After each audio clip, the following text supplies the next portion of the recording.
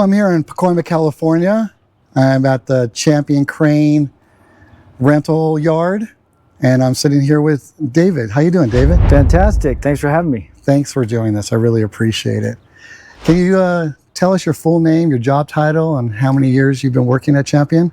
David Dolasse, and I've been here since 1988. Wow, 1988. So they were going on, what, 30 plus years here? Yeah. So you've been here since the beginning? They were here in much smaller scale. Okay. But I just walked in the door here and got a job, and just sort of it was more of on-site learning. You know, I mean, I really didn't know what I was getting into. I just looked like this would be a great place to work, and went from there and learned as I went. Right. Yeah. And so what is your job title here? I'm now in sales. Okay. But for most of my career, I was an operator. Wow. Okay, well, we're going to state the obvious, right? That you're not a grip. However, you have worked with some of the biggest grip crews and the largest movies in Hollywood.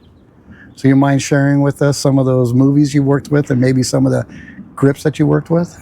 Well, with the overheads, you know, everybody knows Mike Hester, and Mike Hester has just been the man for that kind of work. And so I'd like to say that if he's been in town, he's used us. And we pretty much have gone all over the place, all kinds of different locations, all kinds of applications, bigger, smaller. He's probably the name that comes to mind the most. Okay. Charlie Gillerin. Yes.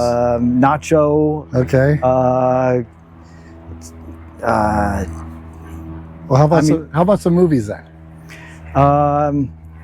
Well, probably the first feature film I was on was Terminator. Wow. And they got a call. I just happened to be in here and go down to Stroll's Brewery, okay, which isn't there anymore, and they were testing a stunt where they were going to take and fly a Harley. And I showed up, we started rigging this thing, and went from there. It ended up being the shot where the Harley jumps into the wash. Okay, great. Yeah, classic. Yeah, and we practiced that a bunch of times, and we went out there and actually did it, and action and go, and then I'm dropping the Harley down when he said go, and try it again. And but yeah, that was my first, I would say, big feature film. And then we ended up doing other stuff on that film at Thatcher Glass. Okay. Helicopter flying around and stuff like that. And I'm in my 20s. Yeah, you're on one of the biggest blockbuster movies at that time. Yeah. And so then you get done with the film, and you go back to construction, and you're swinging roofing material up and down. I go, man, I want to go back and I want to do more studio stuff. Yeah, you know? Right. We did a lot of stuff at Universal Studios. Okay. That's 20 minutes from here. Yes. So that's our backyard. That's still one of our better customers. Okay. And that really got us in the door if there's any feature film, or make sure that we were always around Universal Studios. And there was at least one feature film a year coming out of Universal. You know. Well, let's go back. Let's go to your first days. I mean, how did you even end up at Champion Crane? I worked at a crane company that went out of business. Okay. And they went out of business on a Monday. And I came here on a Monday, walked in the door. I knew some of these guys here, and got a job right off the bat. Pretty quickly. Yeah. Okay. And started off on a really small crane, pretty much just winging it. You know, I mean, yeah, sure, yeah. I could do this. Yeah. Okay. I hope I can do this. You know. Right. And then, is that gonna be a problem? Well, I guess we could go with it. This sounds pretty good, and Okay. I'm going to go with it. So your first days, you want to go back to that? Yeah. I mean, what we had was called a 5-ton. It was a really small truck-mounted crane, but it was before Condors. Condors aren't that. I mean, the Condors aren't 50 years old. They're in the 30s, and they've evolved from that. But they had a man basket attachment, so you could put a man basket on the 5-ton, and you'd go out and camera basket, or you'd go, you know, maybe do some studio type stuff with a 5-ton, so it wasn't a bad machine to be on. And it greens, we'd go down there, pick up greens, set up trees, set up studio stuff like that. So that was really my first going to Universal and seeing the studio stuff and being, you know, behind all of it, and wow, this is cool. I want to be around to this. Yeah. So let's talk about that. Let's talk about the relationship between this industry, which is more maybe construction based, and then our industry, which is entertainment and setting up camera lights. And how did that all blend in? What was the first phone call? What was the development and the requests that we were making? You want to talk about that process? Well, the owner, Mike Conley, was always keen on getting us on studio stuff. Okay. And we set up all the cranes to be studio compliant. All the booms are black. All the booms have boom rollers. We really catered to studio. All the cranes are shiny and nice. They're not leaking oil and stuff like that. You really strived on that. Okay. And so also working on the studios is different than a construction site. You know, you're not showing up in overalls and gruff. We're not in a big hurry. We're not like blow and go and full throttle, and you know, just studio stuff is a different world than construction, where, you know, it's all about production, getting things as fast as you can. And so we really catered to that, and we trained everybody that you know, we're going down to do a Hollywood something and just chill, just, you know, it's easy go, easy, you know, give them what they want. It might be a little out of the usual, what you're used to. Right. You know, I mean, ratcheting somebody in the air or dropping something or something is different, but it's more fun than just repetitively loading a roof or something like that. So. Right. So you have your hands in special effects, stunts, gripping, lighting, camera. So you get off one job, they're putting materials on a rooftop, and then the next day you could be working with some of the biggest Hollywood stars there is. Yeah, for sure. You're learning things, and then you're coming back here and you're modifying to help yourself and to help us on the set. Right.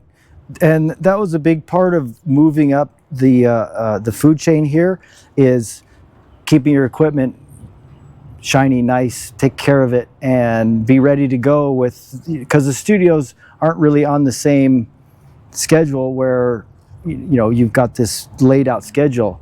Yeah. So it might be going down to Universal. What are we doing? I don't know. Just go down. You know, you could be there all night. You could be there today. You could be. Yeah, I guess what you're saying is, like, with the construction side, it's a little bit more structured. Exactly. And Hollywood, just like time. Yeah, exactly.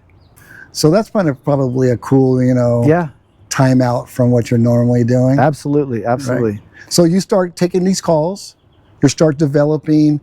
Now, I remember working on the Truman Show, and that was like 1997, 1998. I'm walking over to Falls Lake, and I look up in the air, and I'm like, holy cow. That is one of the largest rags I've ever seen. How did that overhead get to where it was to where it is now? Well, the evolution of the overheads were really about wind. You know, what are we going to deal with? And nobody can tell if it's going to gust, if it's whatever. And so leaning on safety, you guys developed being able to flatten them out. You know, if you put this thing into the wind and it's taking a lot of wind load, it's hard to maintain that. And so that wind load with you guys guy-wire it off turns into vertical load. And so as it's getting windier, we're in our cab seeing this load go up, and in a perfect world, it just slowly changes and slowly you see, but it isn't a perfect world. And sometimes the wind changes, and sometimes, hey, flatten this thing out, or hey, we're putting this thing down, or so we always erred on caution, making sure that we weren't ever close to what our capacity is before we decided to put it down.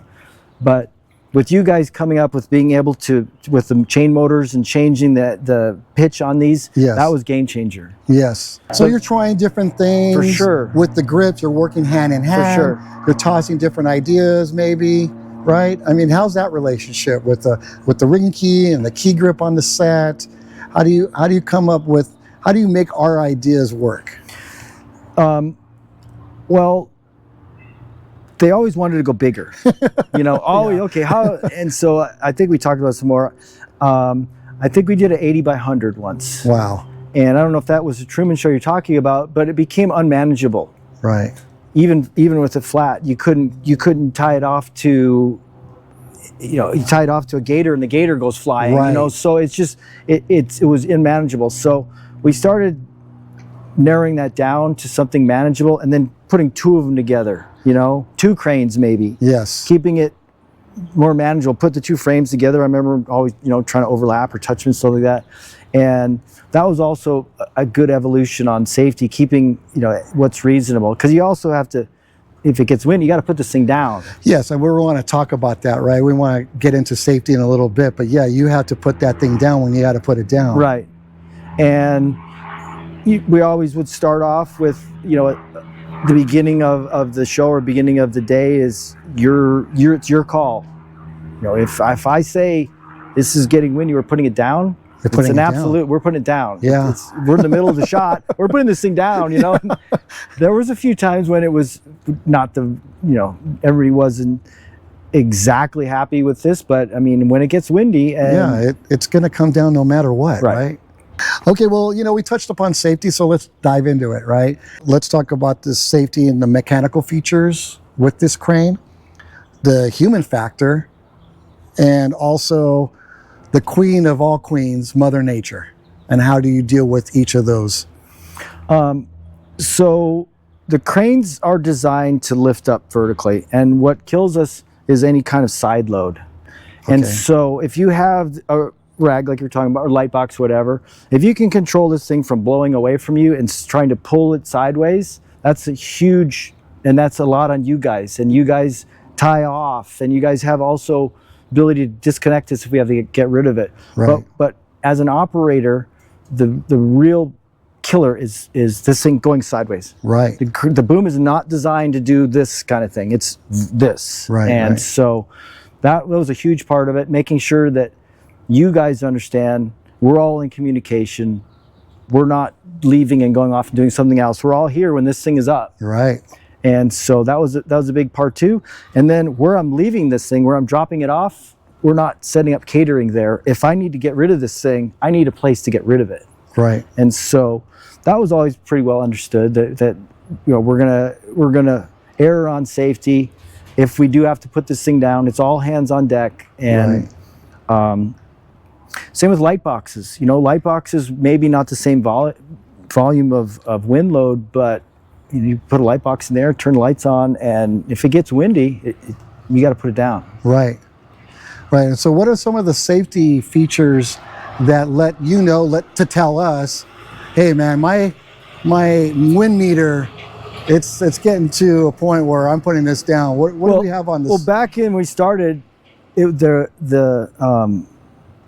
load chart was you pull back on the crane until it starts coming up off of the ground and you're there. So there wasn't all the fancy stuff they have in it now. Okay. There wasn't anything else. Okay, so that's what was, but what is now? So all the cranes now have got an LMI on it. Okay. It's going to tell you, first of all, you can put an anemometer, tell what the wind is, and then it'll tell you what the load on the crane is. It calculates the radius, it calculates the boom angle, and it gives you what you're capable of and what you actually have. And that's our Bible. That's right. You are looking at exactly what the crane is seeing, and all of the modern cranes have got that.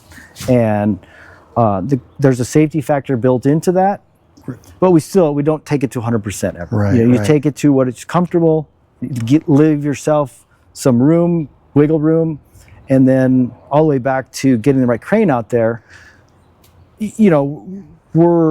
We're getting what you want, how far you want to go, how big you want to go, and then figuring out the crane size, and then also give yourself some cushion there. It isn't just right to the capacity. Right. So. Yeah, and that's what's great about you, that you come on the Scouts.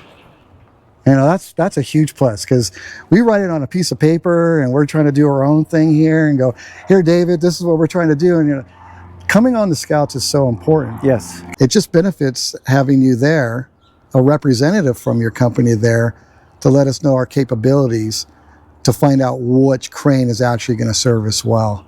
So how does that factor in? What are some of the maths you guys use? There's charts that you guys use of going, this is how far the reach is going to be. This is how heavy the load's going to be. You want to talk about that a little bit? Sure. So the manufacturer, this is a link belt. Okay. Link belt gives you a load chart.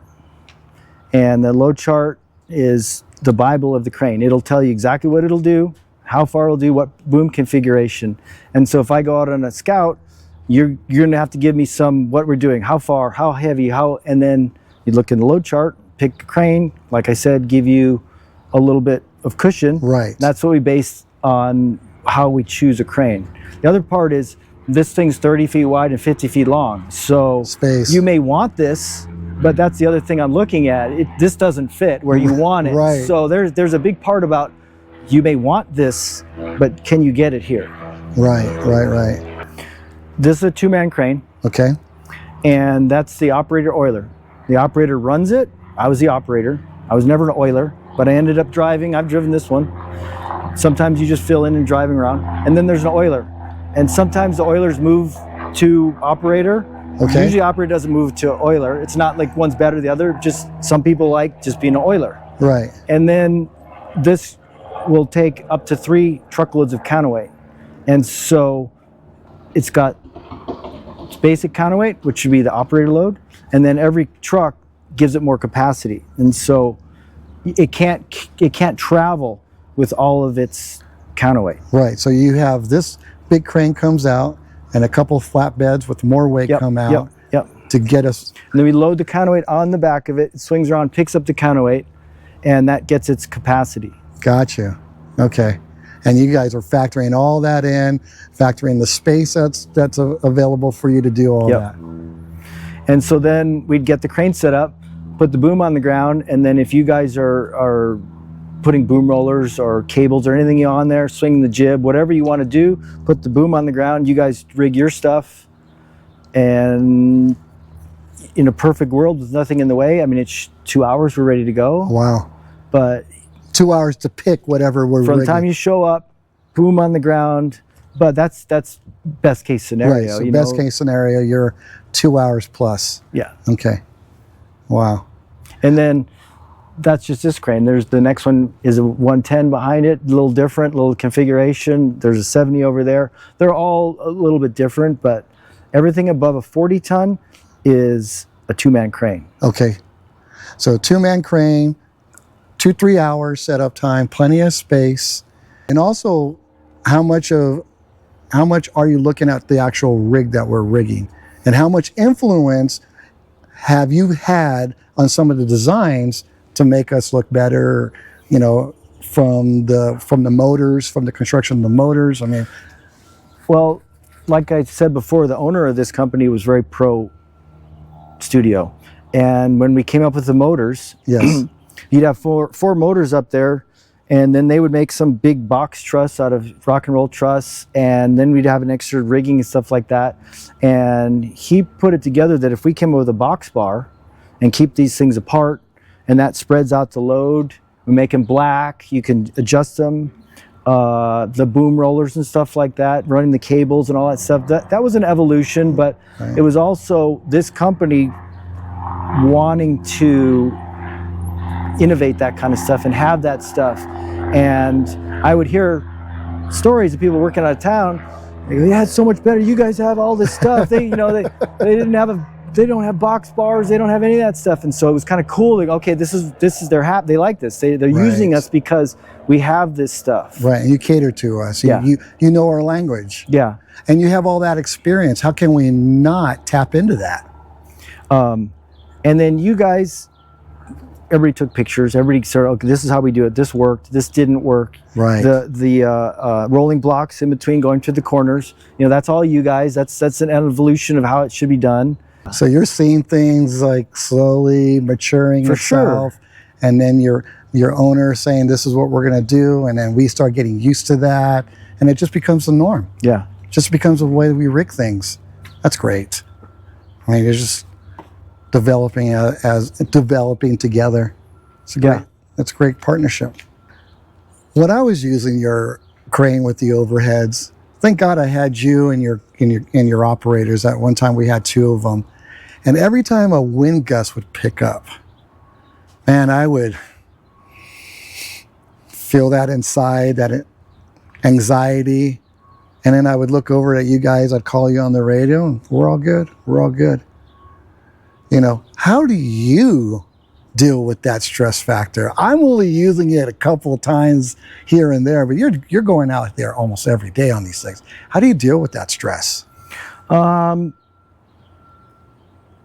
So we had some really, and we still do, really top of the line equipment.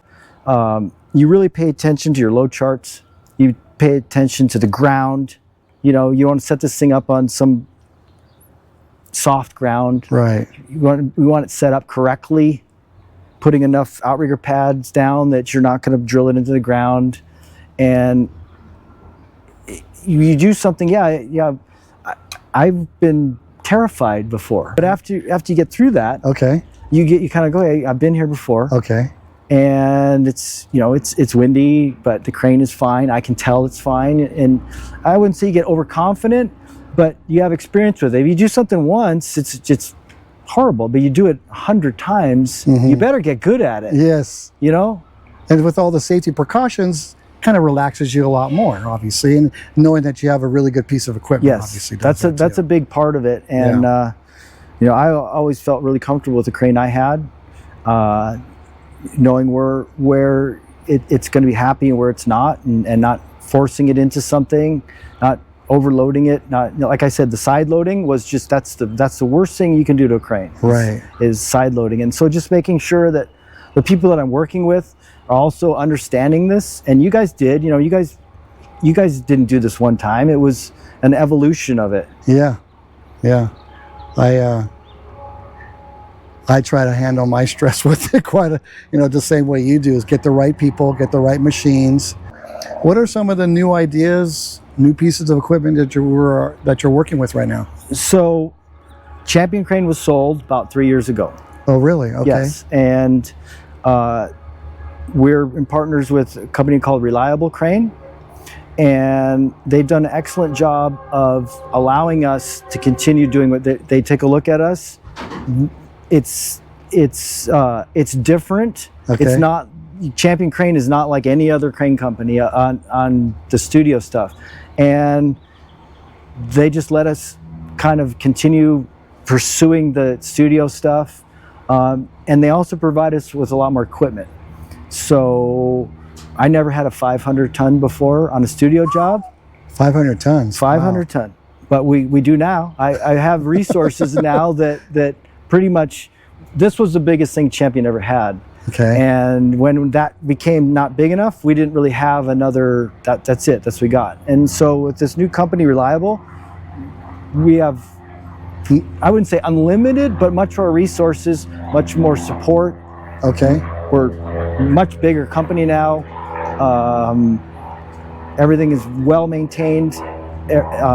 All the people are very professional, and they sort of get the whole Champion kind of niche. I guess in this valley here, we've got kind of a niche. You definitely do. I mean, the classic yellow and blue. I mean, I love the colors. You see the colors, you know exactly what you're getting, the type of people you're getting behind that. That's fantastic. I love it. I love the working yard. You know, everyone's working and everyone's bringing a piece to the table. That's a 40 ton. That's a 40 ton right there? Yeah. I know you got like 4 tons and 5 tons and 8 tons and 33 tons. And so you're just picking the ton, the right crane for the right job. Yes. And that goes back to the owner. His statement was, you have to have a full toolbox. You might not need all the tools in it, but every once in a while you need. And so we had all the way from 4 tons all the way to 250 tons, 33 ton, 40 ton, 70 ton. Really had a good different sizes of cranes for different applications. Well, that's just like us. I mean, we have a 48 footer plus, you know, dolly trucks, everything is there. We're not using everything at the same time, but like you said, you got to have a full toolbox. Yep. Because you never know what problem is going to come around that you're going to be able to solve. Yes. And it looks like you guys are solving a lot of problems here. Yeah. And I had some really good oilers that worked with me that helped me. You know, we were here, I mean, every day. Every day. So even though you're not on the set or you're not at a job site, you're here every day and you're working on the cranes. Right. Yeah. And then we had some really brilliant fabricators that would build some of the stuff that we needed for these things and modified it here and there, you know, the box bars and that kind of stuff. Yeah. That's great. Well, let's brag a little bit. Let's talk about like the biggest rig you worked on. Let's talk about the most unique request. Let's talk about maybe even the most rewarding rig that you've done. Well, I thought about this a little bit, and this is what's the weirdest thing you ever picked up once, and then you know, you just go, oh, okay, there's a new one. I haven't done. Right. But I picked up a cow. You picked up a cow? I picked up a cow for Chick-fil-A. So Chick-fil-A has this thing where the cow's saying, you know, eat more chicken or whatever like that. Until cows fly or something. I don't remember how they used it, but I go to a set and what are we doing here? Okay, we're going to fly a cow. And it was a live cow. And I'm going, okay, that is hard to, you know. Yeah, because the cow could do whatever. He was in a harness, you know, and I'm flying around a cow, green screen, stuff like that, going, yeah, this is going to be hard to top, that one, you know. So, but biggest, yes. I mean, we've done some stunts. We did the stunt where the guy jumped out of the airplane without a parachute. We had a big net that caught him. That was kind of cool. And what were you doing specifically on that? Holding the net. Oh, so you're holding the net. Yeah, we had four cranes holding a net. Oh my God. He jumps out of the airplane, hits the net releases. That was a cool one. That was pretty big. That's pretty good. Pretty big. A lot of bungee stuff. There was a company called Bungee America, and Ripley's, believe it or not, they were doing reverse bungees where you shoot people up in the air. Oh my God. And they were doing quick disconnects. The guy jumps out, parachute harness, but as he touches the ground, parachute harness, the bungee hits the back of the boom, jumping off bridges, shooting people off bridges. Yeah. I don't know if those are the biggest, but the stunt stuff was kind of cool. Yeah, Hancock, we're flying people on motors and stuff like that. Okay. A lot of the overheads, like we already talked about. Right. How about camera related rig? We built that's a good one.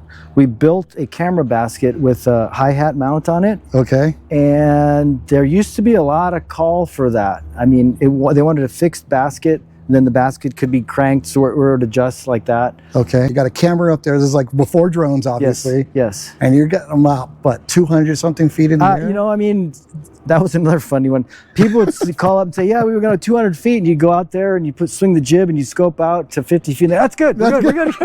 We're good. That's good. I'm high enough. So that's the camera people talking, right? Yeah. They're like that. We're good. Yeah. Oh, that's hilarious. Even though you had the capabilities of going higher. Yeah.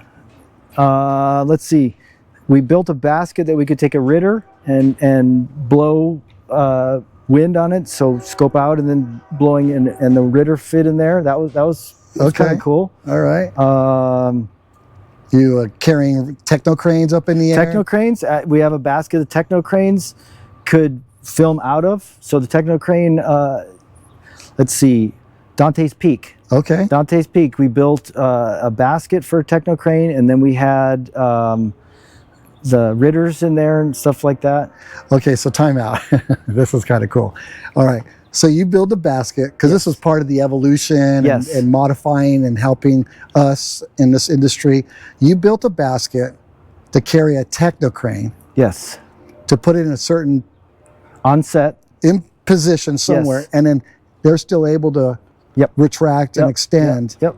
We were there for every day for 6 weeks or something. I think we had 11 cranes on that. Wow. Big green screen. Yes. And then I had the techno crane, and that was a good show. That's great. So are you kind of like the go-to guy when it comes to those Hollywood phone calls? Is that what I'm understanding now? Absolutely. Call David. He's got the most experience, and he loves it. So they're calling you. Like, okay, it's a Hollywood call? Hold on. David. For sure, yeah. And you come in with all your knowledge and your patience and your suggestions, because, I mean, you're 35 years plus, wealth of information. You've seen it. seen much more than I've seen as far as when it comes to these cranes. That's fantastic.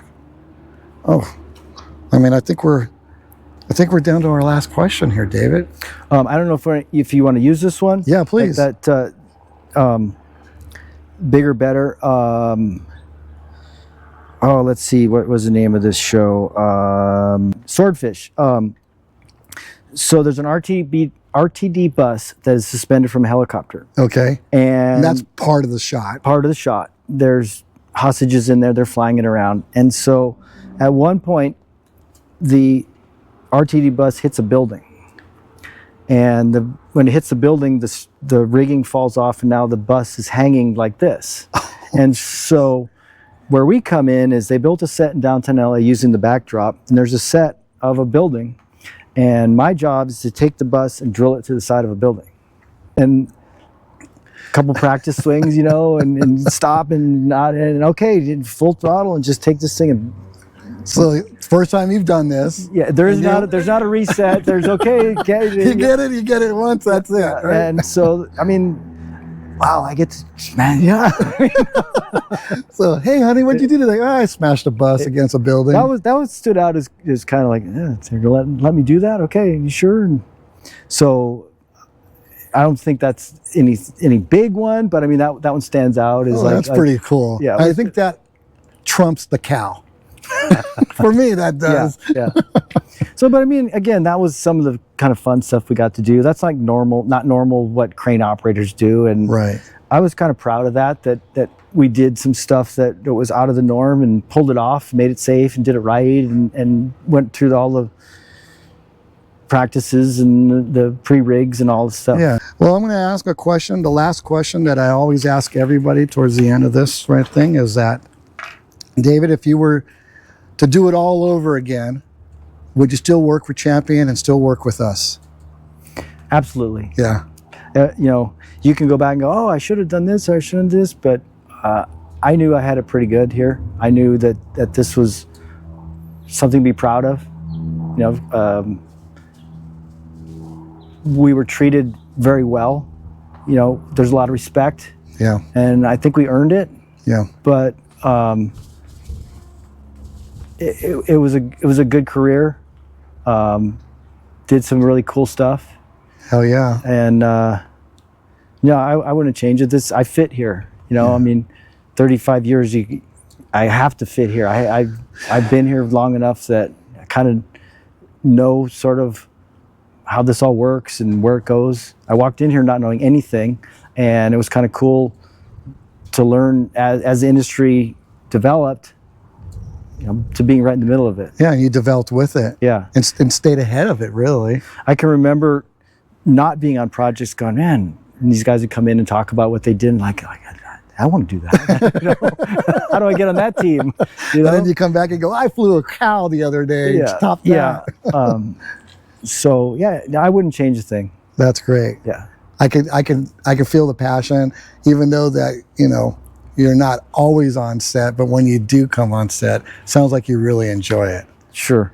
Thank you so much, David. Thank you for sitting down and telling your story. Yeah. And all your experience.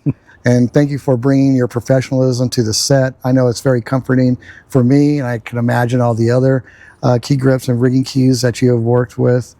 And there's a reason why you've been here for 35 years. Yeah. So for me, and hopefully speaking for all of them, thank you so much. Thanks for having me. Thank you very much. Appreciate it. Cool. That's been perfect. Thank you, David. Awesome. That's it, right? Yeah.